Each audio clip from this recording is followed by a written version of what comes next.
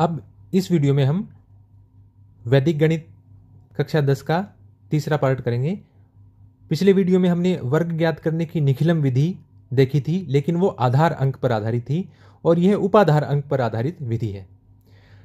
पिछले सूत्र में संख्या प्लस विचलन और ये विचलन स्क्वायर, यहीं तक का सूत्र था। अब इसमें एक शब्द और जुड़ गया, उपाधार अंक, यानी जो सूत्र आपका पहले वाला था उसके बाईं तरफ आपको गुणा करना है उपाधार अंक से। ये किस प्रकार से होता है देखिए, जैसे मैं एक संख्या ले रहा हूं 204, यह आपका प्रश्न भी है छठा। इसका आपको वर्ग ज्ञात करना है, यानी 204 की घात 2। अब यह संख्या उपाधार की जरूरत क्यों पड़ी? क्योंकि यह संख्या 100 के भी बिल्कुल आसपास नहीं है, न 10 के पास है, न 1000 के पास है। पिछले वीडियो में तो हमने संख्या देखी 103, वह 100 के नजदीक थी, या 17 वह 10 के नजदीक थी। तो ये 204 है, ये 100 के भी नजदीक नहीं है, तो इसलिए इसमें उपाधार अंक की जरूरत पड़ती है। इसको हम कैसे लिखेंगे? इसका आधार तो वही लेंगे हम 100, आधार बराबर 100। इसका उपाधार हम लेंगे 200, यानी आधार को 100 से गुणा करने पर क्या आता है 200, तो इसका उपाधार आ जाएगा 200। और यह जो 2 है यह होता है उपाधार अंक। क्या होता है? उपाधार अंक। यदि संख्या आपकी 604 होती तो हम उपाधार लिख दे 6 गुणा 100, तो उपाधार का अंक क्या हो जाता? 6 हो जाता। यदि 804 होती या 810 होती तो उपाधार अंक 8 हो जाता। तो यहां उपाधार का अंक हो गया हमारा 2। और फिर हम निकाल लेते हैं विचलन। विचलन कैसे निकालते हैं? विचलन कैसे निकालते हैं हम? विचलन के लिए हम संख्या में से आधार घटाते हैं, और उपाधार वाले प्रश्न में हम क्या करेंगे?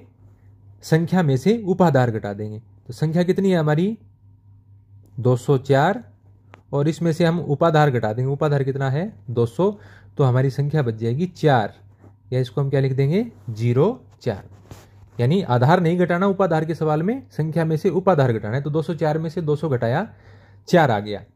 अब क्या होता है? सूत्र के हिसाब से 204 का हमें क्या ज्ञात करना है? वर्ग बराबर उपाधार अंक कितना है?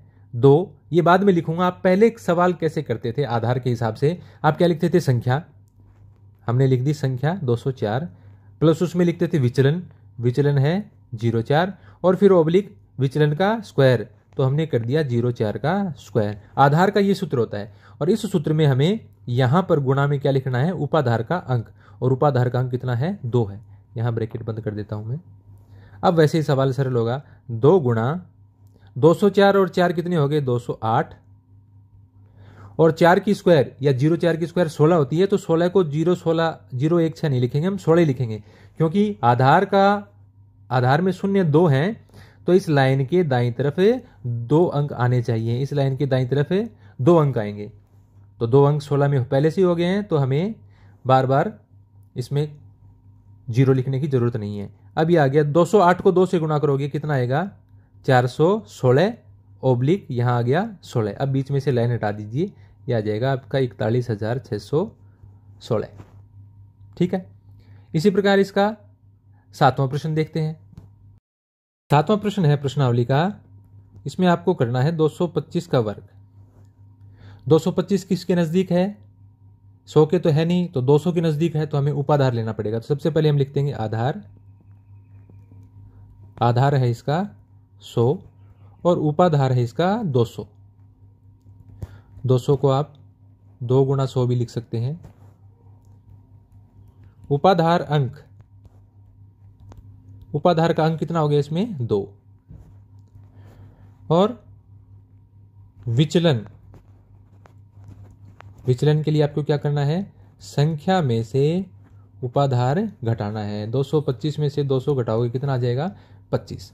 अब ऊपर मैंने सूत्र लिख रखा है संख्या का वर्ग, यानी 225 का वर्ग बराबर, सबसे पहले लिखना है उपाधार का अंक। उपाधार का अंक कितना है? 2 गुणा ब्रैकेट में संख्या प्लस विचलन, संख्या है 225 प्लस विचलन है हमारा 25 ब्रैकेट बंद, और फिर है विचलन का स्क्वायर।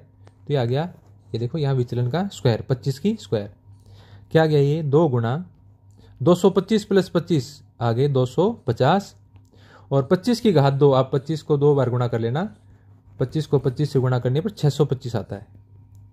कितना आता है? 625। अब देखो 2 को 250 से गुणा किया तो 250 का दुगुना हो गया आपके 500। फिर 625 में कितने अंक हैं? यहां पर 3 अंक हैं। आधार कितना है हमारा? 100। यदि आधार में 2 शून्य हैं तो लाइन के दाईं तरफ कितने अंक हो सकते हैं? 2। तो यहां 1 अंक ज्यादा है, तो यह जो 6 है इसको हम यहां ले आएंगे, यहां लाकर जोड़ देंगे। इसको लिखते कैसे हैं? पहले 6 यहां पर थोड़ा छोटा लिख दें नीचे, और इस प्रकार से 625 लिख दिया। अब क्या होगा? ये 6 लाइन के बाईं तरफ आकर जुड़ जाएगा और दाएं पक्ष में बच गया 25। वो 6 तो था, ये यहां आकर जुड़ गया। कितना आ गया? ये 506/25। अब बीच में से लाइन हटा दो, ये आ गया 50,625। ये इसका वर्ग हो गया।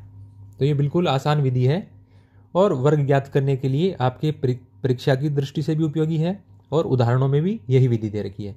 यदि आपको हमारा वीडियो अच्छा लगता है तो चैनल को सब्सक्राइब जरूर कीजिए, क्योंकि इसी प्रकार से हम 10वीं कक्षा के सभी अध्यायों के वीडियो उपलब्ध करवाएंगे। धन्यवाद।